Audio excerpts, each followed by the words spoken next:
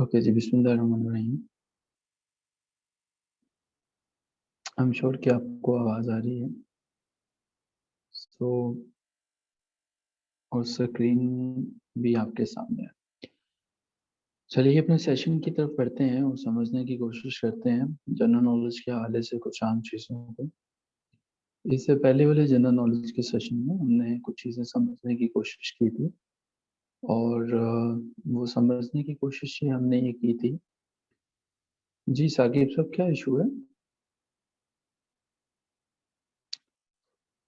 इससे पहले हम ये समझ चुके हैं कि हमें किस तरह से ग़ज़वात जो है और इनको जो है वो करना है, याद करना है। हमें किस तरह से जो है इनको याद करना है। हमने लास्ट टाइम जो है वो वर्ड्स जो हैं जितनी उनके नेम्स को याद कर लिया था और अगर आपको याद हो तो हमने उसके लिए एक जो है वो बड़ा आसान सी एक की हमने याद करने की कोशिश की थी। आई एम श्योर कि आपको याद होगा, जिसमें हमने BURKHKHT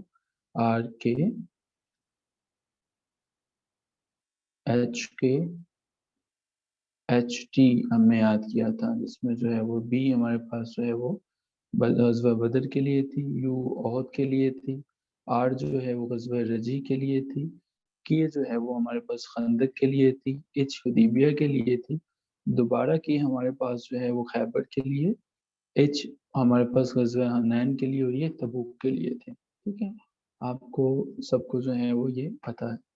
इसके बाद हमने सार्क कंट्रीज़ के नेम को भी समझा था।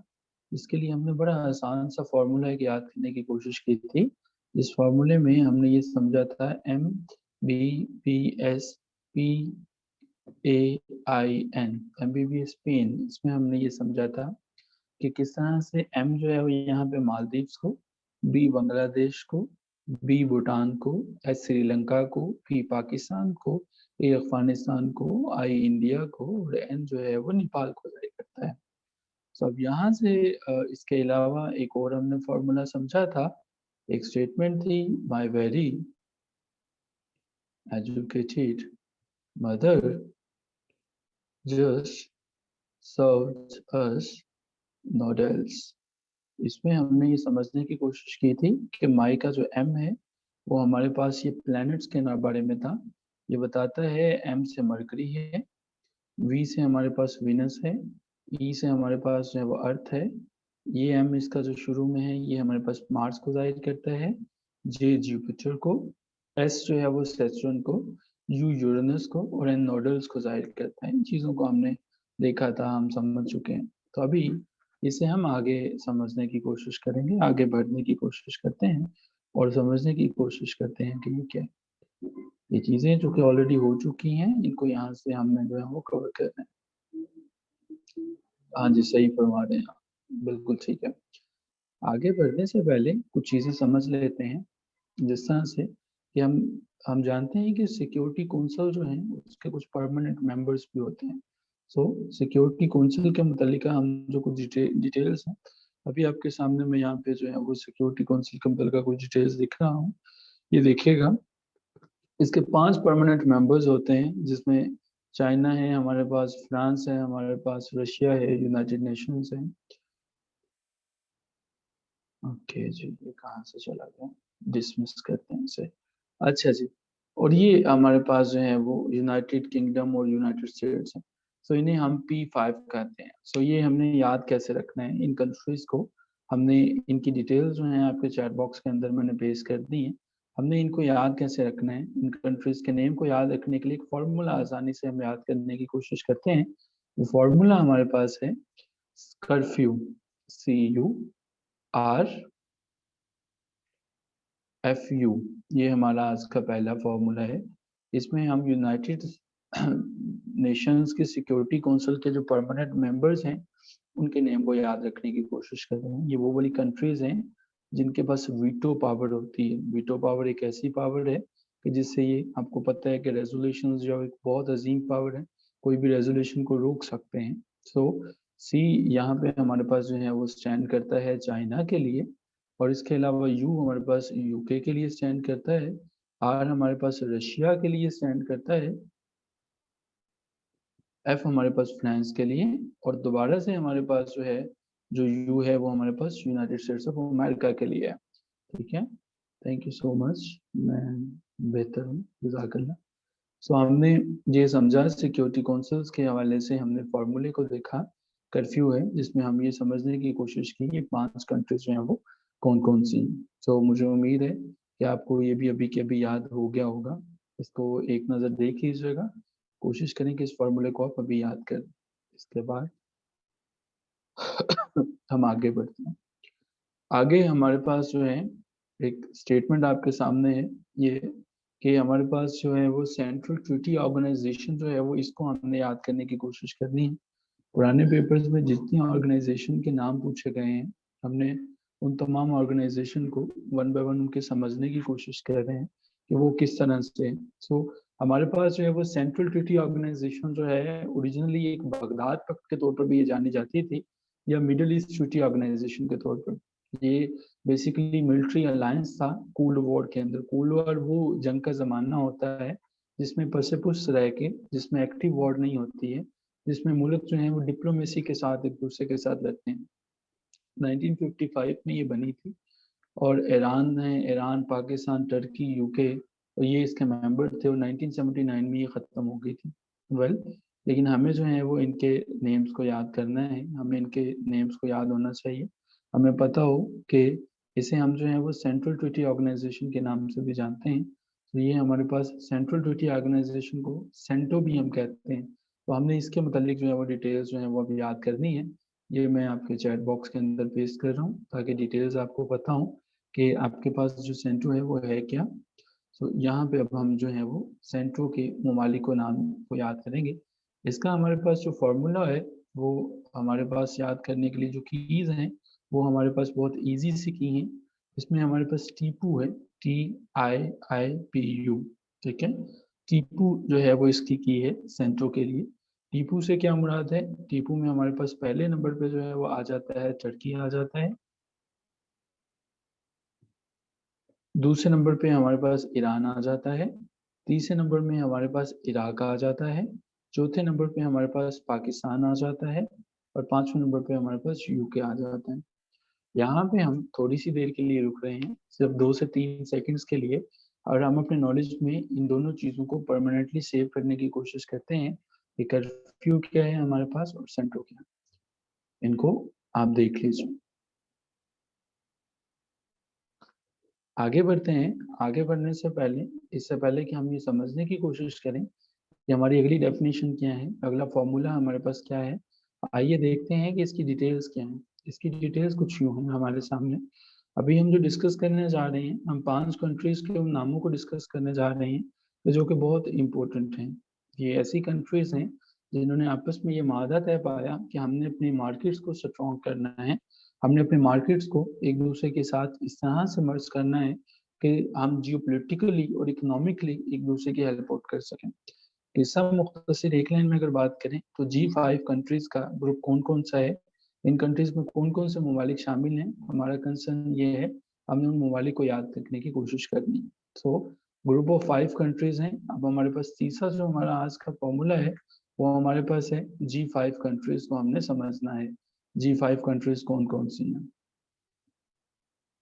G5 कंट्रीज़ के नाम को याद रखने के लिए हमें एक स्टेटमेंट को याद करना होगा, और वो ये है, brave students cry in in maths. हमारे पास इस स्टेटमेंट में से जो चीज़ हमने याद रखनी है वो इन सब का पहला पहला वर्ड है। यहाँ पे ब्रेव जो है वो ब्रेव के अंदर बी हमारे पास ब्राज़ील को ज़ाहिर कर रहा है। थोड़ा सा नीचे कर लेते हैं, ब्राज़ील को ज़ाहिर कर रहे हैं। ब्राज़ील के बाद एस हमारे पास जो है वो साउथ अफ्रीका को ज़ाहिर कर रहा है। उसके बाद सी हमारे पास चाइना को ज़ाहिर कर रहा है। इसके बाद आई हमारे पास इंडिया को ज़ाहिर कर रहा है, और एम हमारे पास मेक्सिको को ज़ाहिर कर रहा है। ठीक है, सो ये हमारे पास G5 कंट्रीज़ का ये एक 5 कंट्रीज़ हैं, तो हमने इनको भी याद करने की कोशिश की। मुझे उम्मीद है कि यहाँ तक चीज़ें आपको क्लियर हैं, आपको चीज़ों की यहाँ तक समझ में आ रही है जो हम डिस्कस कर रहे हैं। सो कुछ सेकंड्स के लिए यहाँ पे हम स्टॉप लेते हैं, आप एक दफ़ा फिर से इन तमाम चीज़ों को रिवाइज़ कर लीजिएगा अपने ज़हन में कुछ सेकंड्स के लिए, ताकि आपको पता चल जाए हम क्या डिस्कस कर रहे थे। आगे बढ़ते हैं। आगे बढ़ने से पहले हमारे पास बड़ा इम्पोर्टेंट क्वेश्चन है। अक्सर पेपर में भी आपसे ये पूछा जाता रहा है, इक्वेटर जो है वो क्या होता है? ये कितनी कंट्रीज़ से गुज़रता है? ठीक है? हमारे पास कंट्रीज़ के नेम्स जो हैं वो उनको याद रखना इम्पोर्टेंट है। पूछा ये जाता है कि इक्वेटर जो है, इसमें कौन-कौन सी ऐसी कंट्रीज़ हैं, तो पानी एक गिलास पानी, कि वो जो है किन-किन कंट्रीज़ में, किन-किन ममालिक के अंदर से जो है वो गुज़रता है। सो इन कंट्रीज़ के 13 के 13 कंट्रीज़ को नाम को याद रखने से पहले हम इसकी डेफ़िनेशन को समझ लेते हैं। इक्वेटर होता क्या है? इक्वेटर बेसिकली एक लाइन है जो कि अर्थ के अंदर, यूँ समझ लीजिए, अर्थ को मुख्तलिफ पूल्स के अंदर डिवाइड करती है। जो अर्थ को नॉर्दर्न और साउदर्न हेमिस्फीयर्स के अंदर जो है वो डिवाइड करती है, वो हमारे पास इक्वेटर होता है। सो हमारे पास अभी जो डेफिनेशन के मुताबिक हमने समझना है, वो हमने ममालिक के नेम को समझने की कोशिश करनी है कि वो ममालिक के नेम कौन-कौन से हैं, जहाँ से इक्वेटर जो है वो गुज़रता है। ये नेम आपके सामने है, कंट्रीज़ के जो हैं वो, आप इनको देख सकते हो, लेकिन चूँकि अभी याद रखना इस तरह से काफ़ी मुश्किल होगा, हम समझने की कोशिश करते हैं किसी फ़ॉर्मूले की मदद से, इसको कुछ स्टेटमेंट की मदद से समझते हैं, कि ये हमें जो है वो याद हो जाए। सो इक्वेटर के लिए हम जो है वो एक लाइन याद रखेंगे, एक जो है वो सिंपल सी लाइन है, दैट इज़ हमारे पास हो जाएगा जी BIG big, DUCK duck, SMECKS smacks. ठीक है जी? अब यहाँ पे हम जो हैं वो अगर समझने की कोशिश करें कि ये बिग जो है वो क्या है, ये दूसरी तीसरी लाइन्स क्या हैं, इन सबको कॉपी कर लेते हैं। उसके बाद हम यहाँ से एरो लेना चाहते हैं, ताकि हम जो है वो एरो के साथ इसको समझा सकें। ओके जी। सो अब यहाँ पे हम बी की बात करें, तो बी हमारे पास जो है वो आइडेंटिफ़ाई कर रहा है ब्राज़ील को। मुझे उम्मीद है कि आपको इसकी समझ में आ गई, बी यहाँ पे ब्राज़ील की बात कर रहा है, ठीक है? अगर आप आई की बात कर लें, दूसरे हमारे नंबर पे हमारे पास है आई। आई हमारे पास जो है वो ज़ाहिर कर रहा है इंडोनेशिया को, बिग डक में। हमारे पास बी ने ज़ाहिर किया ब्राज़ील को, आई ने ज़ाहिर किया इंडोनेशिया को, ये हमें समझ में आ गया। अब हमने जी को ढूँढना है कि जी से हमारे पास कौन-सी कंट्री है। ये हमारे पास जो है वो गिबन जो है वो एक जी से कंट्री शुरू होती है। सो बिग में हमें 3 कंट्रीज़ की समझ लग गई कि 3 कंट्रीज़ क्या हैं। अब हम इससे इसके बाद समझने की कोशिश करते हैं कि ये डी किसके लिए है, ये डी किसको ज़ाहिर करता है। डी हमारे पास जो है, यहाँ से हम डी को लेते हैं, ये इस कंट्री को ज़ाहिर करता है, डेमोक्रेटिक रिपब्लिक ऑफ द कैंगो को ये ज़ाहिर करता है डी, ठीक है? डी। और इसके बाद डक का यू जो है वो ज़ाहिर करता है युगांडा को, जो इसके बिल्कुल साथ है, बिल्कुल सामने। ठीक है जी? इसके बाद हमारे पास सी है, सी हमारे पास ज़ाहिर करता है कोलंबिया को, ठीक है? और के है, के हमारे पास किस स्टेट को ज़ाहिर करता है? के हमारे पास किरिबाटी स्टेट को जो है वो ज़ाहिर करता है। सो बिग डक तक क्या आपको समझ में आ गया? ये थोड़ा-सा कन्फ्यूज़िंग था, ये कन्फ्यूज़न पैदा कर रहा है, क्या आपको पता चल गया कि बिग का क्या मतलब है और डक किन-किन कंट्रीज़ को आइडेंटिफ़ाई कर रहा है?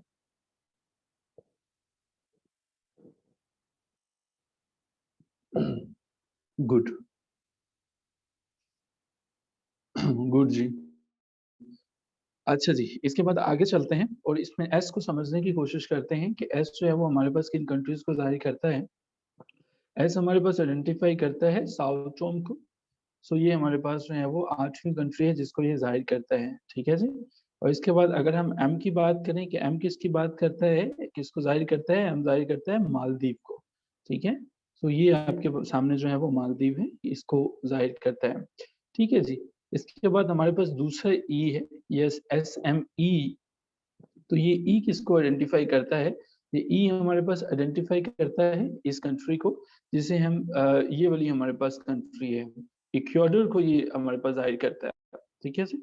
और इसके अलावा सी हमारे पास आ जाता है बाद में। सी अब हमारे पास जो है वो ज़ाहिर करेगा रिपब्लिक ऑफ कांगो को, ठीक है जी? कंगो को, ठीक है? अब ये जो के है, ये के ज़ाहिर करेगा कीनिया को, और लास्ट पे जो एस है, एस ज़ाहिर करता है सोमालिया को, ठीक है? तो मैंने बताया आपको ये सारी की सारी कंट्रीज़ हैं। अब आपके पास दोबारा से रिपीट कर रहा हूँ, थोड़ा-सा मुश्किल है कि बी जो है वो आपके पास ज़ाहिर करता है ब्राज़ील को। आई ब्राज़ील कहाँ पे चला गया? ये है। आई ज़ाहिर करता है इंडोनेशिया को, ये भी क्लियर हो गया। और ये जी जो है वो, ये वाला जी जो है जाहिर करता है गबन को, ठीक है जी। ये वाला जो डी है, ये डी जाहिर करता है हमारे पास डेमोक्रेटिक रिपब्लिक ऑफ कंगो को, ठीक है जी। सो ये हमारे पास जो है वो इसको जाहिर करते हैं। इसी तरह से ये सारे के सारे ममालिक हैं। आई एम श्योर कि आपको ये याद हो गया होगा।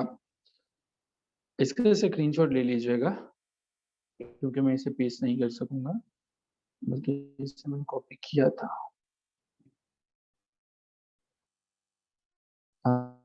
हमने इसे पेस्ट कर दिया है, आपको स्क्रीनशॉट लेने की जरूरत नहीं है। ओके, उम्मीद की कोशिश की है, और ये आपको कुछ कुछ ना कुछ कहीं ना कहीं समझ में आए होंगे। इससे पहले कि हम आगे बढ़ें, हम ये जरूर समझना चाहेंगे, अगला हमारा जो कॉन्सेप्ट है, अगला कॉन्सेप्ट हमारे पास जो है वो हमारे पास है SEATO, South East Asian Treaty Organisation के साथ कौन सी कंट्रीज हैं। कि सीटो कंट्रीज जो हैं वो कौन से वाली कंट्रीज हैं, सीटो ममालिक कौन से वाले ममालिक हैं। इससे पहले कि हम डेफिनेशन को, कंट्रीज के नाम को देखें, हमारे पास जरूरी है कि हम जो है वो कुछ बेसिक डिटेल्स जो है वो इनके मुतालिक ले लें। सो ये वाली बेसिक डिटेल्स जो हैं, मैं अभी आपकी स्क्रीन पे आपके सामने जो है वो पुट कर रहा हूँ। आप इसे जो है वो एक दफा देखें, इसके बाद हम आगे बढ़ते हैं। सो सितंबर 1954 के अंदर जो है वो क्या होता है कि the United States, France, Great Britain, New Zealand, Australia, the Philippines, Thailand and Pakistan form the South East Asian Treaty Organisation or SEATO. ठीक है जी, हमें एक वर्ड हमें मिल गया, यहाँ से हमारा कीवर्ड मिल गया। हमें जिसके ऊपर बात करनी है वो है हमारे पास सीटो। ठीक है जी। तो हमें सीटों की जो जितनी जो जो कंट्रीज हैं, हमें उनको समझने की कोशिश करनी है। ठीक है जी। तो ये हमारे पास कंट्रीज की ऑलरेडी लिस्ट है। हमें पता चल गया कि यहाँ पे हमारे पास जो है वो कौन कौन सी कंट्रीज हैं। थाईलैंड है हमारे पास जो है वो, हमारे पास क्या है, फिलीपाइंस है हमारे पास, यूएसए हमारे पास है। ठीक है, मुख्तलिफ कंट्रीज है। लेकिन हम इसको याद कैसे करेंगे, इसका फॉर्मूला जो है हमारे पास बड़ा इजी सा फॉर्मूला है। इसका फॉर्मूला ये द आपके याद रखने के लिए सिर्फ है। और द, आपने सुना एक बहुत फेमस गेम है पबजी के नाम से, जो है वो सबने उसे सुना होगा। पबजी एक गेम है, लेकिन पबजी की बजाय जो है वो पब जी जो है वो यहाँ पे मैं लिख रहा हूँ ताकि आपको समझा सकूं। और उसके बाद फैन, कि बहुत ज्यादा लोग ऐसे हैं जो पबजी के बहुत बड़े फैन हैं। और वो पबजी आपको पता है एक ऐसी गेम है जो कि बहुत फेमस हुई है, और अभी भी बहुत से लोग जो हैं उसके ऊपर अपना कीमती वक्त ज़ाया कर रहे हैं। अगर आप भी कर रहे हैं तो बड़ी अच्छी बात है। पबजी जो है वो टाइम डिस्ट्रॉय करती है, तो इसे ना डिस्ट्रॉय कीजिए। खैर, अच्छा जी, अब हमने द पबजी फैन के नाम से एक फॉर्मूला हमने याद किया। अब वंस अगेन यहाँ पे हम जो है वो समझने की कोशिश करते हैं कि द पबजी फैन जो है वो, इसके अंदर जो टी है ये हमारे पास जाहिर करता है थाईलैंड को। थाईलैंड के बाद ये जो एच है हमारे पास, ये हमारे पास जो है वो ये वाला दी, क्या ये टी एच ई जो है, ये बस मैंने आपको समझाने के लिए लगाया। द जो है वो पूरे का पूरा थाईलैंड को जाहिर करता है। ठीक है जी। Yes, it is a G K class.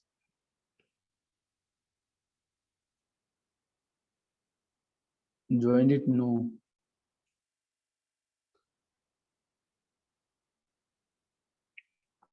P हमारे पास आइडेंटिफाई करता है फिलीपाइंस को। यहाँ से हम जो है वो इसको आइडेंटिफाई कर सकते हैं। तो ये वाला हमारे पास पी जो है वो जाहिर करता है फिलीपाइंस को। ठीक है जी। यू जो है वो हमारे पास जाहिर करता है यूनाइटेड स्टेट्स ऑफ अमेरिका को। ये वाला जो यूनाइटेड स्टेट्स ऑफ अमेरिका है, ठीक है जी, इसको जाहिर करता है। और हमारे पास जो है ये जो पी है, पी हमारे पास जाहिर करता है किसको, पाकिस्तान को। ये पी हमारे पास पाकिस्तान को जाहिर करता है। ये वाला अगर हम पी लेते हैं, तो यहाँ से हम एरो लेना चाह रहे हैं, और ये पी जो है वो आइडेंटिफाई करता है पाकिस्तान को, पाकिस्तान को आइडेंटिफाई करता है। और अगर हम जी की बात कर लें, तो जी हमारे पास जाहिर करता है ग्रेट ब्रिटेन को।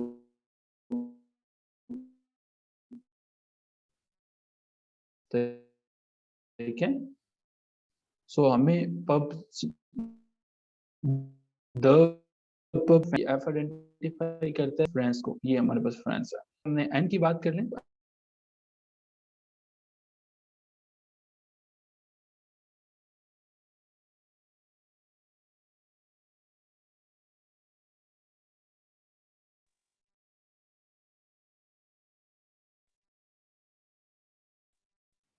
ओके जी, हम यहाँ तक इसको समझ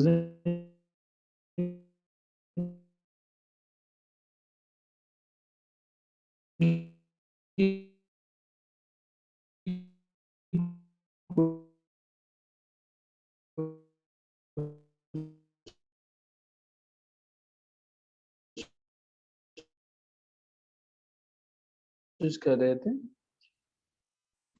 देख लूँ कोई आवाज, कोई आवाज नहीं आ रही, मुझे लगता है किसी को।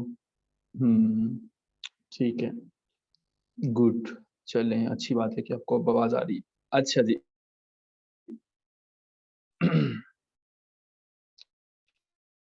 तो ये हमने जो इम्पोर्टेंट कॉन्सेप्ट हैं वो जहाँ तक समझे हैं, उन्हें कुछ सेकंड्स के लिए आप दोबारा से रिवाइज करना चाहें तो कर सकते हैं। हमने जो है वो ये समझ लिया, इक्वेटर से जो 13 कंट्रीज में से जिनमें से गुजरता है इक्वेटर, हमने उनको समझा, उन कंट्रीज के नेम को याद किया। हमने G5 ममालिक के याद को समझा भी और याद भी किया। हमने ये भी समझा कि G5 जो है वो है क्या, हमने सेंटो को समझा, हमने जो है वो इसके अलावा P5 मेंबर्स जो हैं वो उनको डिटेल से देखा। और अभी जो है वो हमने ये समझने की कोशिश किया कि सेंटो के बाद हमने सीटो को समझा कि सीटो क्या। ठीक है जी। अब हम जो है वो आगे बढ़ते हैं, हम जनरल नॉलेज की क्लास के अंदर जो है ये समझने की कोशिश कर रहे हैं। इसका स्क्रीनशॉट लेना चाहें तो ले लीजिए, मैं इसे रिमूव करना चाह रहा हूँ। ओके जी। सो नेक्स्ट हम बढ़ते हैं, आगे बढ़ने से पहले हम जानते हैं कि हमारे पास बरसगीर के अंदर जो है वो मुख्तलिफ टेन्योर के अंदर मुख्तलिफ जो है वो लोगों की हुकूमत रही है, और ये हुकूमत से मुराद वो वाली हुकूमतें थी जिसके अंदर अगर हम जब बात करते हैं तो स्लेव डेंसिटी भी आ जाती है, खिलजी डेंसिटी भी आ जाती है, तुगलक डेंसिटी भी आ जाती है, ठीक है, सैयदीन की डेंसिटी भी आ जाती है, ठीक है, और मुख्तलिफ हमारे पास डेंसिटीज जो है वो आ जाती हैं, लोधी डेंसिटी भी हमारे पास जो है वो आ जाती है। सो अब हमने इन तमाम को समझना है कि इनका टेन्योर कौन कौन सा रहा था, यानी कि पाकिस्तान अफेयर्स के अंदर अगर हमें ये क्वेश्चन आता है कि स्लेव डेंसिटी पहले थी, खिलजी डेंसिटी पहले थी, तुगलक डेंसिटी पहले थी, सैयद डेंसिटी पहले थी, या लोधी डेंसिटी थी, तो इसको हम कैसे समझेंगे। सबसे पहले इन तमाम मुश्किल चीजों को समझने से पहले आसान चीज समझ लीजिएगा। अब अभी ये स्टेटमेंट अगर आपको याद हो जाए, short knife show on small lemon, ठीक है जी। जरा इसको समझने की कोशिश कर लीजिएगा। अगर आपको ये याद हो जाए तो चैट बॉक्स में डन जरूर लिख दीजिएगा, ताकि मुझे पता चल जाए कि आपको ये मुश्किल स्टेटमेंट जो है वो ये मुश्किल चीजें जो है वो याद हो जाए। ओके, अच्छा जी।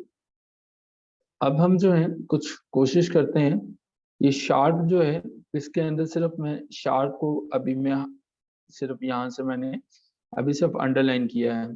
दूसरे नंबर पे मैंने क्या किया है, नाइफ को अंडरलाइन किया है, शार्प नाइफ है, ठीक है। और तीसरे नंबर पे हमने क्या किया है, हमने क्या किया है, थ्रो, थ्रो, थ्रो।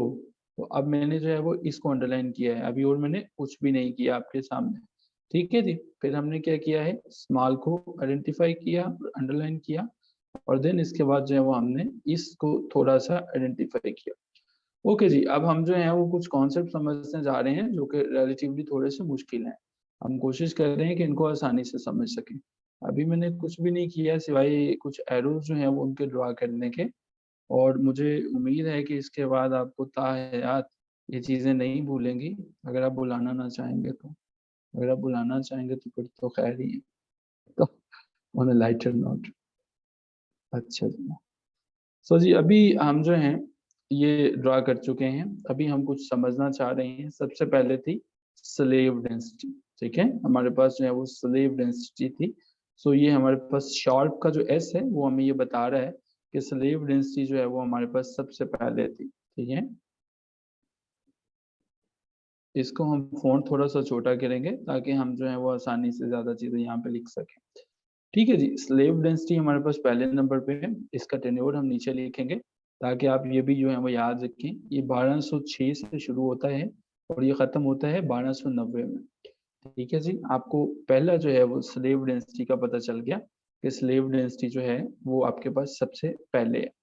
ठीक है जी, दूसरे नंबर पे हमने जो है वो समझने की कोशिश की शार्प के बाद। तो ये शार्प केस ने हमें बताया स्लेव डेंसिटी पहले है। दूसरे नंबर पे नाइफ है, सो नाइफ हमें जो है वो बिल्कुल आइडेंटिफाई करता है। नाइफ से हमें जो है वो समझ में आती है खिलजी डेंसिटी जो है वो।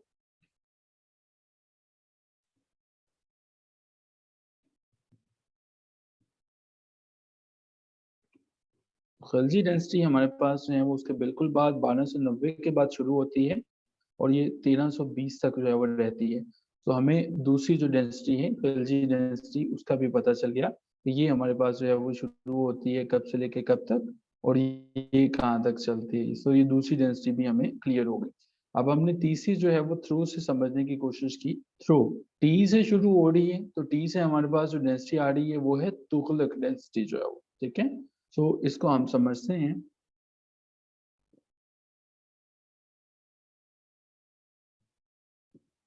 तुगलक डेंसिटी हमारे पास जो है वो शुरू होती है ठीक इसके बाद खिलजी डेंसिटी के बाद 1320 से लेके ये चलती है 1414 तक। हमें इसका भी पता चल गया, हमें इसकी भी समझ आ गई। अब इसके बाद हमारे पास एस जो है वो हमारे पास बताता है सैयद डेंसिटी के हवाले से। ठीक है जी, तो सैयद डेंसिटी जो है वो हमारे पास कब शुरू होती है। चलिए हम यहाँ पे लिख रहे हैं लेकिन इसकी दफा हम कलर को चेंज कर रहे हैं राइटिंग का अपनी का। तो सैयद डेंसिटी हमारे पास है, हम इसको रेड करने की कोशिश करते हैं।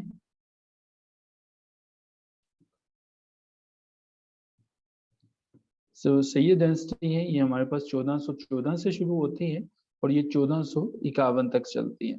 सैयद डेंसिटी के बाद हम जो है वो अगली डेंसिटी को समझने की कोशिश करते हैं और अब की दफा हम दोबारा से जो है वो करते हैं ब्लैक कलर को इस्तेमाल करते हैं। अब हमारे पास लेमन है, एल जो है वो लास्ट पे करता है लोधी डेंसिटी को, ये हमारे पास जाहिर करता है और ये शुरू होती है 1451 से और ये खत्म होती है तकरीबन कहीं 1526 के करीब जाके। जी, ये हमारे पास जो है वो मुख्तलिफ डेंसिटीज का कॉन्सेप्ट था और हमें sharp knife throw small lemon, sharp slave knife Khalji throw Tughlaq, small Sayyid और एल जो है वो लोधी डेंसिटी के मुतालिक है।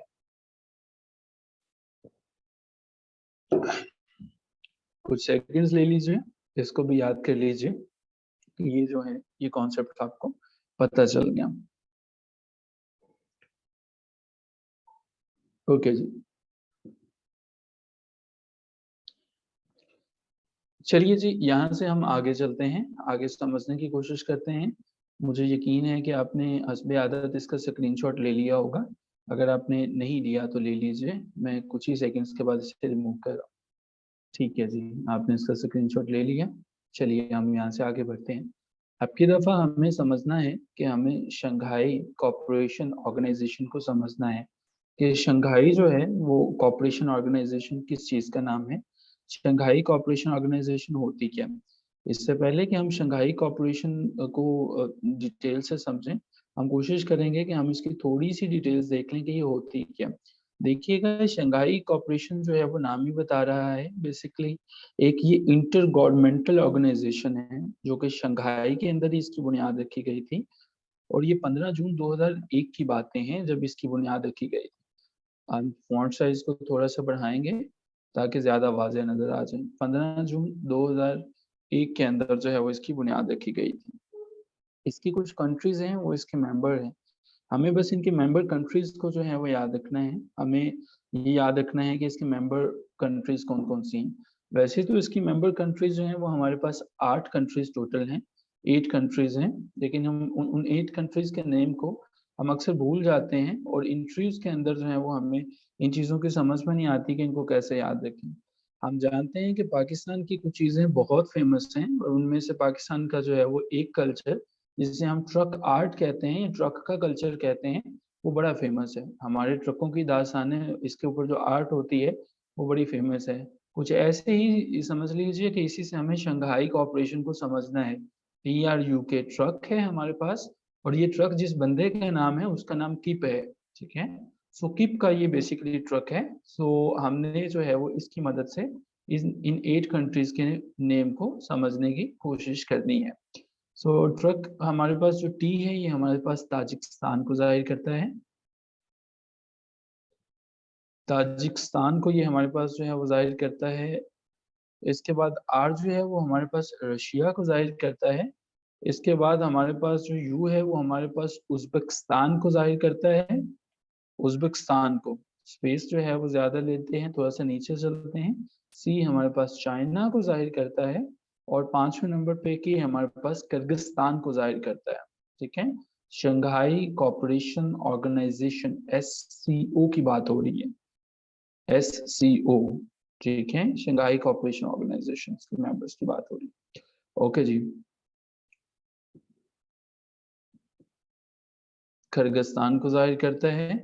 उसके बाद हमारे पास जो है वो किप का, चूँकि हमने मेंशन किया, किप हमारे पास किसको ज़ाहिर करता है? काज़ाख्स्तान को, ठीक है जी? काज़ाख्स्तान को ज़ाहिर करता है। उसके बाद हमारे पास जो है वो इंडिया आ जाता है, और फिर इंडिया के वालिद मोहतरम पाकिस्तान का नाम आ जाता है, ठीक है? सो इस तरह से हमारे पास शंघाई कोऑपरेशन ऑर्गेनाइज़ेशन जो हैं उनके ममालिक हैं। 8 ममालिक जो हैं वो हमने लिखे, 8 ममालिक को हमने समझने की कोशिश की। Tajikistan, Russia, Uzbekistan, China, Kyrgyzstan, Kazakhstan, India और पाकिस्तान जो हैं, सो ये हमारे पास हैं। हम कुछ सेकंड्स के लिए यहाँ पे रुकेंगे और इन ममालिक के नामों को और ये फ़ॉर्मूला जो हमारे पास है ट्रक कीप का, इसको समझने की कोशिश करेंगे। ये बेसिकली फ़ॉर्मूला है हमारे पास, इसको समझना है, और ये इसके जो हैं वो SCO के जो हैं वो बेसिकली मेंबर हैं। ओके जी, सो मैं अज़्यूम कर रहा हूँ कि चीज़ें यहाँ तक आपको समझ में आ चुकी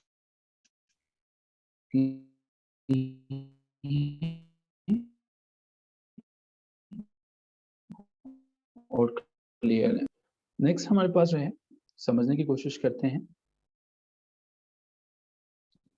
ठीक है जी। हम जो है इसे आगे बढ़ते हैं। आगे बढ़ने से पहले हम अपनी स्क्रीन को यहाँ से क्लियर करते हैं, और यहाँ से हम जो है वो लिखते हैं कुछ ऐसा जो नज़र आ सके। ओके जी। अच्छा जी, नेक्स्ट ऑर्गेनाइज़ेशन को समझने से पहले कुछ ये चीज़ें पढ़ लीजिएगा कि ये बेसिकली ऑर्गेनाइज़ेशन जो है वो है क्या? इसका तारुफ थोड़ा-सा देखना ज़रूरी है। ये ऑर्गेनाइज़ेशन जिसको हम समझने जा रहे हैं, इसको हम ओपेक कहते हैं, OPEC। ये बेसिकली ऑर्गेनाइज़ेशन है पेट्रोलियम एक्सपोर्टिंग कंट्रीज़ की, ठीक है? एक ऐसी ऑर्गेनाइज़ेशन है जिसके अंदर टोटल 13 ममालिक हैं। पेपर के अंदर आप कंडक्ट करती है या नहीं करती है। इसकी फाउंडेशन की डेट्स इम्पोर्टेंट हैं, 14 सितंबर 1960 है, बगदाद के अंदर जो है वो इसकी फाउंडेशन थी, और बाकी जो है वो इसके मेंबर्स के नेम। तो हमने अभी ये जो 13 के 13 ममालिक हैं, इनको याद करना है। तो कोशिश करते हैं कि ये 13 के 13 ममालिक जो हैं वो याद तो हो जाएँ हमें।